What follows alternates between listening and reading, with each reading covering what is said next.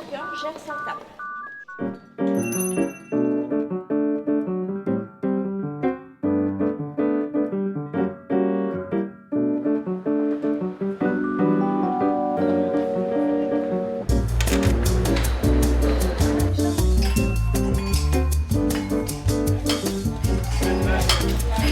Là, c'est un repas d'entreprise, mettez qu'un verre exceptionnellement. Les habitués du jour, on a une table de 6 à la 46, il n'y a rien de particulier. Sur les plats à mettre en avant, le cèpe, toujours le cèpe, on est en pleine période, c'est l'automne. Et tu formes Léa, tu lui expliques, hein, continue la formation de Léa. D'accord ? Le plus important dans un restaurant, c'est l'équipe, la brigade. Que ça soit bien soudé, pour que chacun puisse s'entraider. C'est un métier passionnant, très prenant, qui est très enrichissant, quoi, parce qu'on apprend tous les jours. Tous les jours, c'est différent. Petit verre de Chablis à la 47, Jean-François, c'est fait. Je suis tombé amoureux de cet endroit. C'est un restaurant qui a été créé en 1949. La thématique qu'a choisie M. Rousseau, qui a créé cet établissement, c'était la cuisine française. J'ai toujours eu à cœur de pouvoir accueillir les gens avec toutes les bourses. Pour moi, la définition de la brasserie, c'est le brassage. Le brassage humain, culturel, interculturel. Voilà. Et là, on est bon. Et le jus de tomate, comme on fait d'habitude.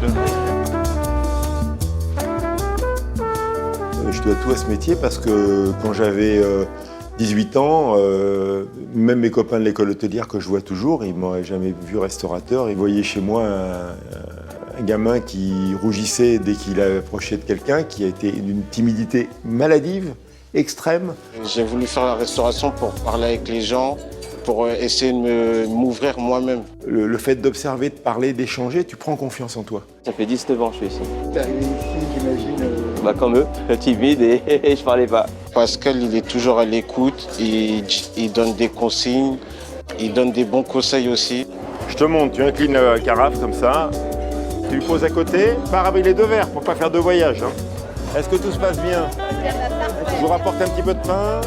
Ce métier-là, il permet à des gens de s'extérioriser, de se connaître eux-mêmes et d'enlever toutes leurs inhibitions. Messieurs, bonjour, bienvenue, on va vous voir après pour le dessert. Nous, on est toujours dans le bonheur, on est toujours dans la joie, on est toujours dans le partage, tu vois, ce midi, les gens. J'aime partager ma passion et partager avec la salle, quoi, en sachant que sans nous, il n'y a pas de service. On est des acteurs, les serveurs. Un bon serveur, c'est un très très bon vendeur. 18h45, j'ai mon briefing. Et plus je vais m'approcher des 19h, plus je vais être sous pression, comme un acteur qui a le trac en fait. Un bon trac, on est impatient de commencer le service. Allez, bon service à tous. Merci. Il y a des pépites, des jeunes qui ont déjà les attitudes, qui ont déjà l'œil qui va bien, qui ont déjà ce rapport avec la clientèle, ce rapport avec le métier. Tu as envie de leur transmettre ton savoir. Et je pense que ça, aujourd'hui, c'est ce qui m'anime le plus. Elle est en trop, cette chaise? Non, elle va là. En fait, c'est mes parents qui m'ont donné la passion. Je veux vraiment être chef, quoi. J'ai de l'expérience, mais je sais qu'il me faut encore plus d'expérience. Et du coup, je vais continuer à faire mes études et ensuite travailler. Et quand je serai prête, je pense que je vais commencer à faire mes rêves, quoi. Il faut garder cette vision d'artisan et cette vision de se remettre en cause tout le temps. L'expérience du métier, elle se matérialise par le geste. Un professionnel se caractérise en cuisine ou en salle par les automatismes qu'il a. Dans toutes les pratiques qu'il a, que ce soit de l'accueil, que ce soit le service des boissons, que ce soit le service des plats, que ce soit le débarrassage, c'est à ce moment-là qu'on voit si on a affaire à un professionnel. Être en même temps l'acteur et ne pas sortir de son rôle d'acteur, tout en pratiquant des gestes. Dans nos métiers, il n'y a pas de secret, il faut pratiquer.